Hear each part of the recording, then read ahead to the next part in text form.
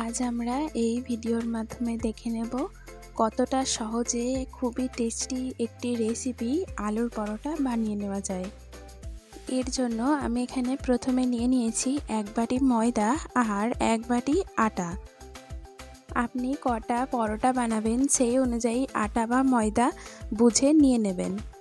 আমি এখানে আটা ময়দা মিশিয়ে পরোটা করেছি, আপনারা চাইলে যে কোনো একটি অর্থাৎ আটা বা ময়দাও নিতে পারেন। এরপর তার মধ্যে দিয়ে দিচ্ছি স্বাদ মতো নুন, সামান্য পরিমাণ লবণ দেওয়ার পরে দিয়ে দিচ্ছি 1 চামচ পরিমাণ চিনি। এটা অপশনাল, আপনারা চাইলে দিতে পারেন আবার নাও দিতে পারেন, দিলে খেতে বেশ ভালো লাগে। এরপর দিয়ে দিচ্ছি সামান্য পরিমাণ রিফাইন তেল, ময়ামের জন্য এই রিফাইন তেলটা ব্যবহার করতে হবে। এরপর সব কিছু উপকরণগুলিকে খুব ভালোভাবে শুকনো মিশিয়ে নিচ্ছি। এবার অল্প অল্প করে জল দিয়ে ময়দা মেখে নেব। প্রথমেই অনেকটা জল দিয়ে দেব না, কারণ ময়দার ডোটা খুব বেশি নরম করতে হবে না, তাই অল্প অল্প জল দিয়েই ডোটি মেখে নেব। খুব ভালোভাবে ময়দা মাখা হয়ে গেলে ডোটিকে রেস্টে রেখে দেব। ততক্ষণ আমরা পুরের জন্য আলুটা তৈরি করে নেব। আলুর পুর বানানোর জন্য আমি এখানে 3টি বড় সাইজের আলু সিদ্ধ করে নিয়েছি। এবার আলুগুলোকে খোসা ছাড়িয়ে সেগুলিকে ম্যাশ করে নেব। আলু খুব ভালোভাবে মাখা হয়ে গেলে তার মধ্যে দিয়ে দিলাম 1 চামচ পরিমাণ চিনি। এরপর দিলাম স্বাদ মতো নুন। পরোটার স্বাদ দ্বিগুণ করার জন্য এর মধ্যে দিয়ে দিয়েছিলাম 1 চামচ পরিমাণ ভাজা মশলা। এর মধ্যে ছিল জিরে, ধনে আর শুকনো লঙ্কা। এবার সব উপকরণগুলিকে আবারও খুব ভালোভাবে মেখে নেব। এরপর দিয়েছিলাম বাড়িতে বানানো আম তেল।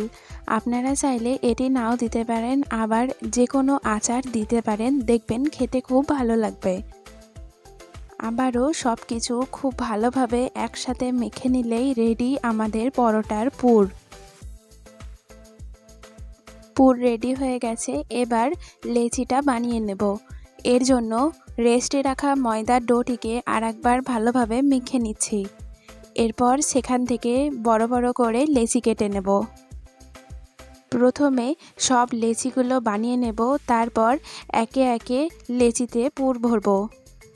পুর ভরার জন্য লেচিটিকে এইরকম হাতের সাহায্যে বাটি মতো করে নেব। এরপর মাঝখানে যে আলুর পুর তৈরি করেছিলাম সেটি দিয়ে দেব। এবার খুব আলতোভাবে সাইডগুলো মুড়ে দেব। খুব ভালোভাবে সব দিকটা মুড়ে ফেলতে হবে, যাতে পরোটা বেলার সময় কোনোভাবেই পুর বেরিয়ে না যায়। ঠিক একই রকমভাবে একে একে সব লেচিগুলোর মধ্যে পুর ভরে নেব।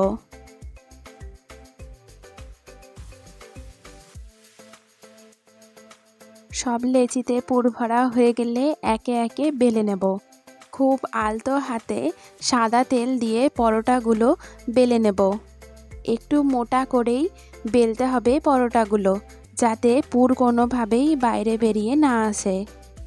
এরপর পরোটা ভাজার জন্য একটি কড়াই খুব ভালোভাবে গরম করে নিতে হবে। কড়াই গরম হয়ে গেলে তার মধ্যে দিয়ে দেব বেলে রাখা পরোটা। প্রথমে তেল ছাড়াই পরোটাগুলির এপাশ ওপাশ একটু সেঁকে নিতে হবে। এরপর 1 টুকরো বাটার দিয়ে খুব ভালোভাবে পরোটা ভেজে নেব। উল্টে পাল্টে লাল লাল করে পরোটাগুলো ভেজে নিতে হবে। আমি এখানে বাটার ব্যবহার করেছিলাম, আপনারা চাইলে সাদা তেলও ব্যবহার করতে পারেন। খুব ভালোভাবে লাল লাল করে সব পরোটাগুলি ভেজে নিতে হবে। পরোটাগুলি দেখতে যেমন সুন্দর লাগছে, খেতেও সেরকম সুস্বাদু হয়। আপনারা চাইলে যে কোনো তরকারির সাথে পরোটাটি খেতে পারেন কিংবা শুধুও খেতে পারেন, কিন্তু সবথেকে ভালো লাগে আচারের সাথে এই পরোটা খেলে। খুবই সুস্বাদু আর সহজ পদ্ধতিতে তৈরি এই আলুর পরোটা একবার বাড়িতে বানিয়ে দেখতে পারেন, আশা করি ভালোই লাগবে। আজকের রেসিপি আপনাদের কেমন লাগলো অবশ্যই কমেন্ট করে জানাবেন। দেখা হবে নতুন একটি ভিডিওতে। ভালো থাকবেন, সুস্থ থাকবেন।